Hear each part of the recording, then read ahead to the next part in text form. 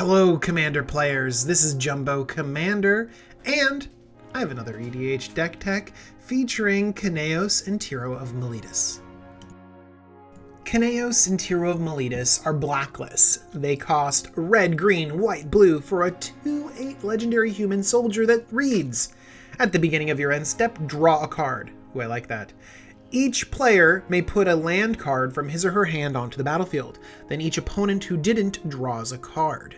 Alright, so you are either giving your opponents a land drop or card draw. That's pretty bad. But you get a land drop and card draw.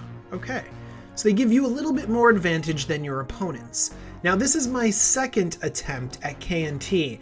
My first one focused on some janky land destruction. I'm going to flash the video up, so if you want to see a pretty crazy deck tech, you can go ahead and click on that. But I found another way to take advantage of letting your opponents get a little bit of extra card draw and a little bit of extra land drops. And that is by flinging their own creatures at them. That's right, this is a Fling-centric deck. Now you might be asking yourself, what the heck is a Fling-centric deck? Let me show you. The namesake card of this deck is Fling. 1 and a red for an instant. As an additional cost to cast Fling, sacrifice a creature. Fling deals damage equal to the sacrificed creature's power to target creature or player.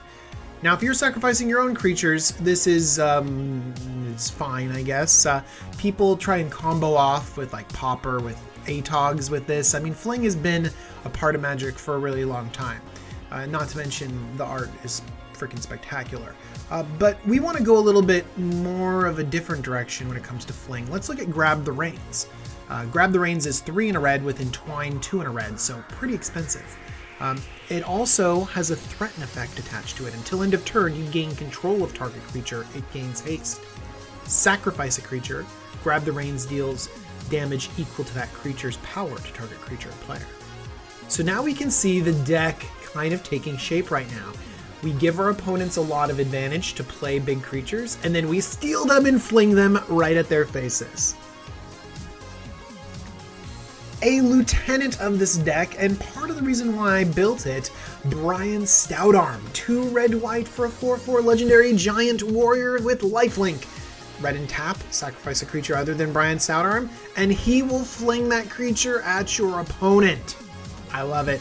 We got another one, not quite as good as Brian. Bloodshot Cyclops does a nice imitation. Doesn't have lifelink, costs a little bit more, but we need as many fling effects as possible in this deck. It's a little hard to fill a deck with all of the fling effects because there aren't that many, but there's some that are even better. How about Stalking Vengeance? Whenever another creature you control dies, it deals damage equal to its power to target player. Oh, so if we're stealing and getting rid of big creatures, then Stalking Vengeance will be doing a lot of damage. Similarly, Vicious Shadows. Whenever a creature is put into a graveyard from play, you may have Vicious Shadows deal damage to target player equal to the number of cards in that player's hand. Vicious Shadows can just end games. It's not only your creatures, it's all the creatures. So if you have a board wipe or someone else does, I mean, this thing gets out of control. We want to be stealing our opponent's creatures. We don't want to sacrifice our own Stalking Vengeance. We want to be sacrificing their sweet creatures. How are we going to steal them? First up, let's steal them with creatures. Value in Zealous Conscript's Conquering Manticore, and the best, Molten Primordial. Steal a lot of their creatures, and then throw them at their faces. What's better than stealing a creature once, but stealing one over and over again? Rubinia Soulsinger, Yasova Dragonclaw, and Dominus Fealty. All of them can steal a creature every single turn. Oh my gosh, steal a creature every turn, fling it every single turn. Rubinia and Brian Stoutarm is just what I dream of in this deck. It's like steal, throw, steal, throw, steal, throw. I know it's not a back-breaking combination, but it is so fun and hilarious. Dominus of Fealty is a little bit tough on the mana cost, but being able to steal a permanent, by the way, at the beginning of each turn is really, really strong. That's another thing we should pay attention to, and I didn't mention, Zealous Conscripts can also steal a permanent. When we can steal a planeswalker or an artifact that's really critical, that's real good.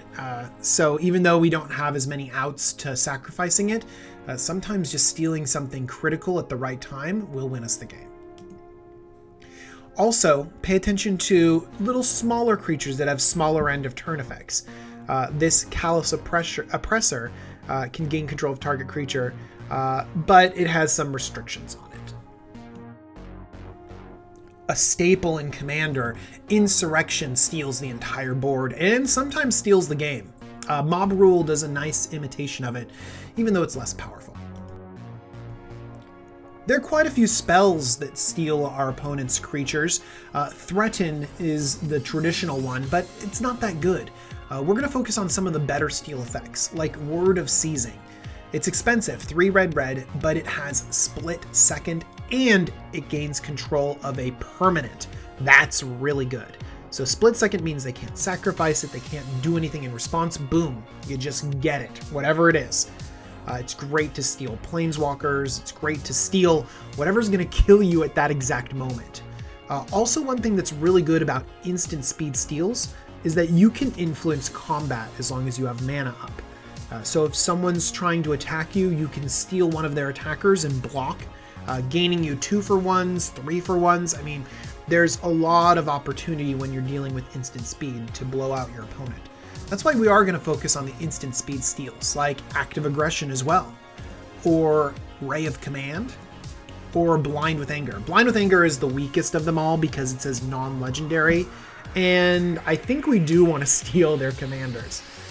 But being instant speed is still better than a sorcery speed and being able to target their commanders. We do have a few sorcery speed steal effects, so let's take a look at those. A very versatile steal effect is Catch. 1 blue-red, which is the going rate. 3 mana for a threaten effect is about right. Gain control of target permanent, and by the way, permanent is very important. It is sorcery speed though, but we get the flexibility of being able to target a permanent and also having release on it. Each player sacrifices an artifact, a creature, an enchantment, a land, and a planeswalker. Okay, wow. Release can get us out of a lot of different problems. Even though this is a very expensive spell, I think that Catch matches our strategy well enough, and Release gives us some upside if we happen to have a bajillion mana. And obviously, if we fuse them together, we're just getting tons of value off of a single card. Another sorcery threaten effect, Besmirch. 1 red. Until end of turn, gain control of target creature. It gains haste. Okay, that's just a normal effect. Untap and goad that creature. So if we want to leave that creature on the battlefield and cause tension among our opponents by goading the creature, that could be pretty good as well. I know that ideally we want to sacrifice the creature that we threaten or the creature that we besmirch, but if we have to leave it on the battlefield, having it goaded is the next best thing. There are a few more interesting instant speed threaten effects that will throw combat into chaos. How about Reigns of Power? Basically, for 2 blue, you take your creatures and give them to someone else, and you get their creatures. Now, I can see how this might not be the ideal scenario, but, I mean, you can block with these creatures, you can sort of negate an attack against you. Heck, who's the person running all of the sack outlets? It's you, okay? So you can give up a few of your dumb creatures and gain control of someone else's amazing board, then fling them and sacrifice them away. How about Domineering Will? Okay, target player gains control of up to 3 target non-attacking creatures until end of turn. Untap those creatures, they block this turn if able. Okay, this lets you have a lot more interesting interactions. You can even do this with your opponent's attack steps, kind of mess them up a little bit. Not to mention just gain control of 3 things in order to sacrifice them or fling them. These are very political and very sinister cards, which will mess up with your opponent's combat step like crazy, and then they're not going to want to attack you. Now, I've mentioned a lot of one-off steal something spells. You know, an instant or a sorcery that just takes something for 1 turn. A creature that has an ETB that takes something for 1 turn. Those are all 1-for-1s. I mean, it's great and all, but how about something that can steal a creature every single turn? Chamber of Manipulation. It enchants a land. Discard a card from your hand, gain control of target creature until end of turn. Alright, this is a horrible use of card advantage, but remember, we're getting a lot of cards from our commander.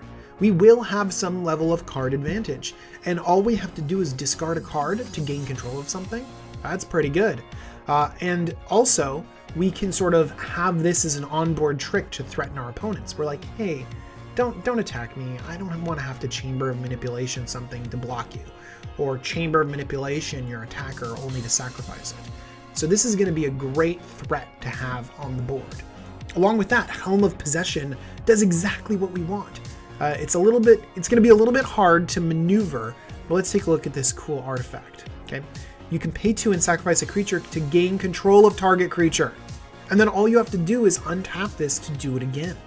Okay, we want to sacrifice creatures because we're stealing our opponent's stuff. And we want to gain control of creatures because we want to steal our opponent's stuff. This artifact fits perfectly. And it transitions us into another stage of our deck, which is, hey, if we're not going to fling our opponent's creatures at them, we want to be able to sacrifice them for value. Glaring Spotlight and Arcane Lighthouse could be really important for your meta. This deck doesn't really function if we can't steal stuff and throw it at our opponents. That's what the deck is all about. And so if you find yourself playing against a lot of creatures with Shroud and Hexproof, you might want to include these cards so that you can just have your deck run well. Alright, so I've stolen your creature, but I don't have those very few Fling abilities. What do I do with your creature that I love so much? Well, the first thing I'm going to do is Restoration Angel it. Let's read Restoration Angel. When Restoration Angel enters the battlefield, you may exile target non-angel creature you control. That's right, I'm controlling your creature. Then return that card to the battlefield under your control. I just get it? I get to steal your thing until the end of turn, and then Restoration Angel says, I get it forever. Oh, that's good. Also, Restoration Angel can re-trigger a lot of those creatures that have ETB effects that steal your opponent's creatures. This is just a great angel inclusion. Let's keep going with Conjurer's Closet. Every end step, you can exile target creature you control, then return that card to the battlefield under your control. Again, I steal stuff and then I get to keep it forever.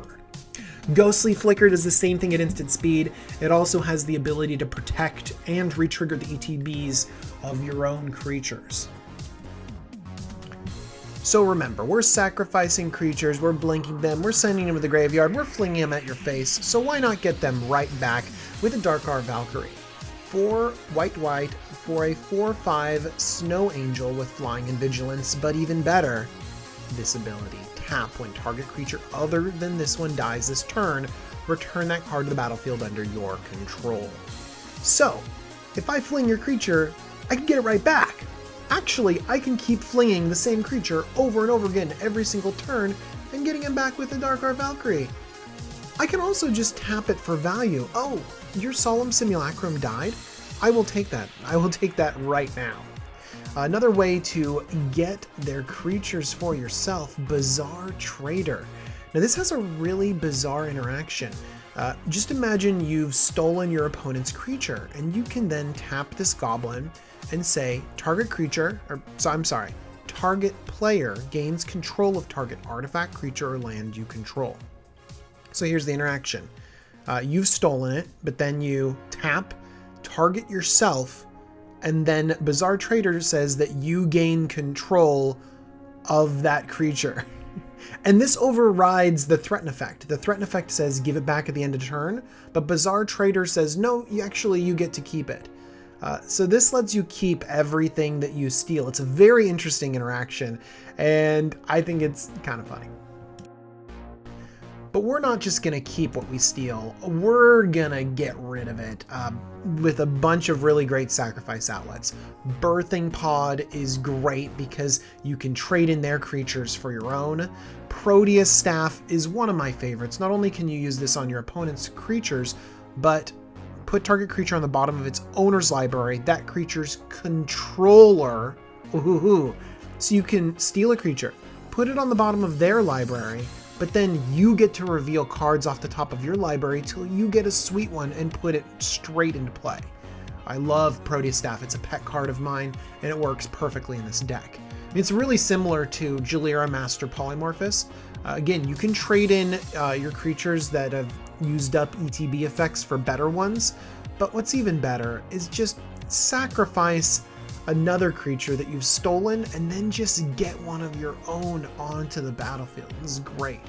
There's a few instants and sorceries that do this as well. Polymorph is the classic, and then also Indomitable Creativity is a new one. But I like the ones that can recur, can do it over and over and over again.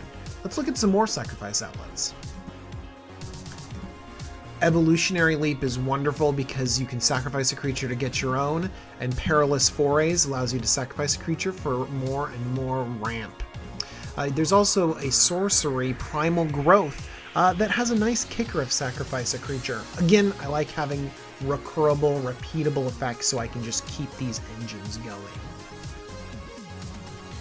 A lot of those sacrifice outlets and blank effects and give yourself a creature effects, they have like tap abilities associated with them or mana abilities associated with them.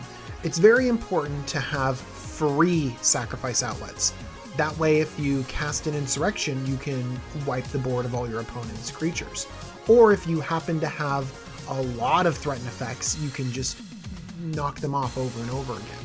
So Goblin Bombardment and Greater Good are great because they're free. Goblin Bombardments might seem a little bit underwhelming at 1 damage, but trust me, these sacrifice outlets are critical. 2 other free sacrifice outlets are Ashnod's Altar and Phyrexian Altar.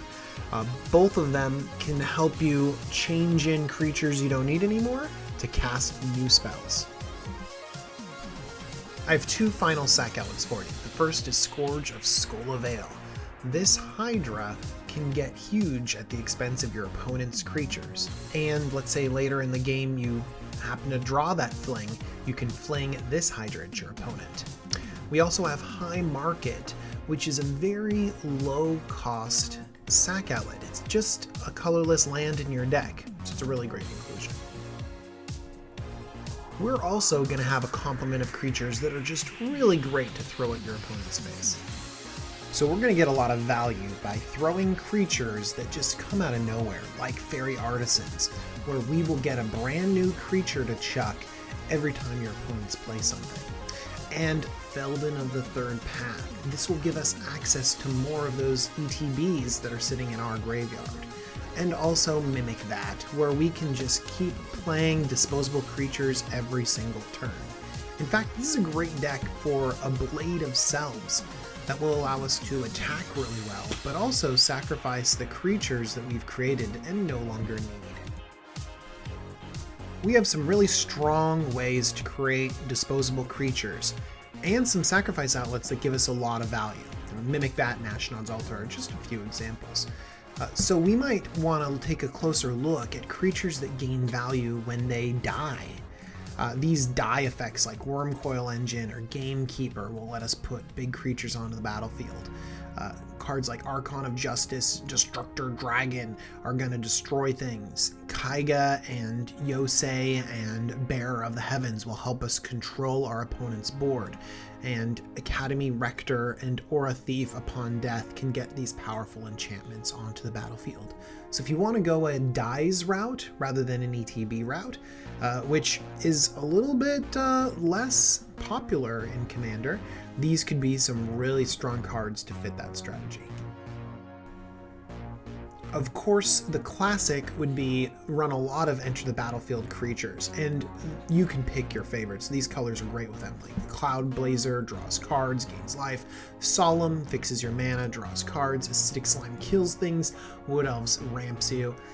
There's so many ETB creatures.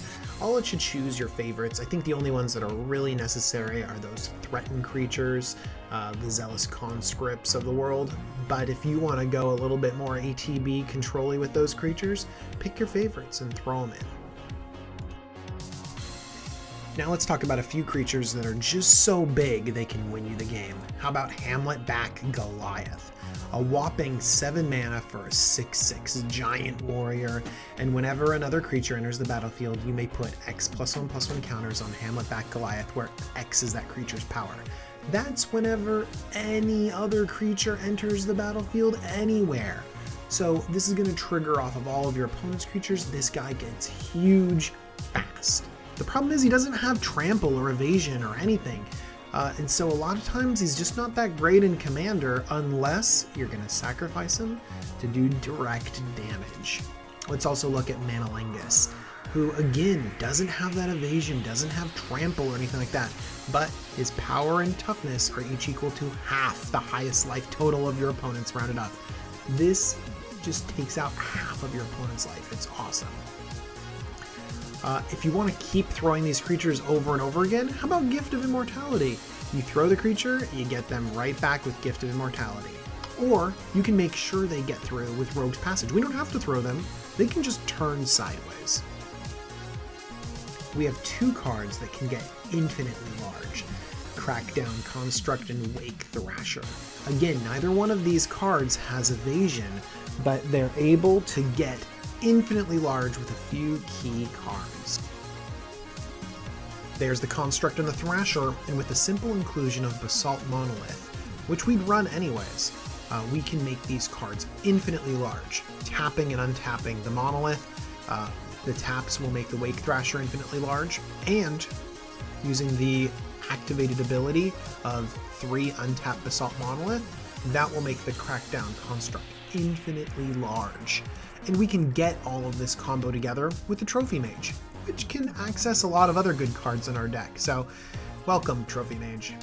We also have another few cards that work well with the Wake Thrasher and the Crackdown Construct. The classic with the Construct is Wandering Fumarole.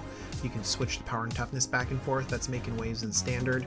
And then also Lightning Greaves, just flop them back and forth with Lightning Greaves, and then bam, your Construct is huge. So this deck gives your opponents cards and land drops, okay? It wins by stealing your opponent's creatures, okay? As you can imagine, the strategy is a little bit janky. We might need to protect ourselves a little bit. We might need to politic a little bit in order to pull off this insane deck. One of the first things is that you're not going to look that threatening. You're going to be letting them draw cards and play extra land drops. You might have a Brian Stoutarm on the battlefield. And so, you know, people might not swing toward you, but they certainly won't swing at you when you reveal some of those instant speed cards that are so dangerous, like Reigns of Power, Domineering Will, Word of Seizing, Active Aggression, Ray of Command, Blind with Anger. All of these are going to be really dangerous for your opponent because they're not going to want to lose their creature. Heck, they're not going to want to have their own creature turned against them. So they might just leave you alone because you're too sneaky. You have too many instant speed tricks to influence combat. So that is one big political tool you have in your favor. You can also have a few cards that help you out politically. One that I particularly like is Orzhov Advocist. Okay. Also, cards in this category may be like Propaganda or Ghostly Prison. They sort of prevent people from attacking you, but I want to focus on Orzhov Activist, not only because it's new and in the precon, but also because it matches the strategy really well. Let's take a look. At the beginning of your upkeep, each player may put 2 +1/+1 counters on a creature he or she controls. If player does, the creatures that player controls can't attack you or a planeswalker you control until your next turn. Okay, great. Okay, you can make your stuff bigger, which you want because you want to fling it. Okay, and they make their stuff bigger, but they can't attack you. You want to stall out the game. You want this to go long. You don't want people attacking you. But you do actually want them to have huge creatures. You want them to keep piling up +1/+1 counters, so when it comes time to steal their creatures, they're even bigger so you can throw them straight at your opponent's face.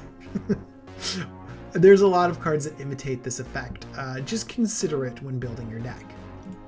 Also consider cards like Reform, which I haven't put in a deck yet, and I really need to because it's so cool. 3 and a blue. When this 0/1 dies, you get a 3/3 fish. And when the fish dies, you get a 6/6 whale. And when the whale dies, you get a 9/9 kraken. Okay, so for 4 mana, you can get a 9/9 kraken. And Reform blocks really well. Reform also sacrifices really well too. Just imagine if you can Birthing Pod this away and then Perilous Forays into a land and do all of these sacrificing shenanigans until you end up with a 9/9.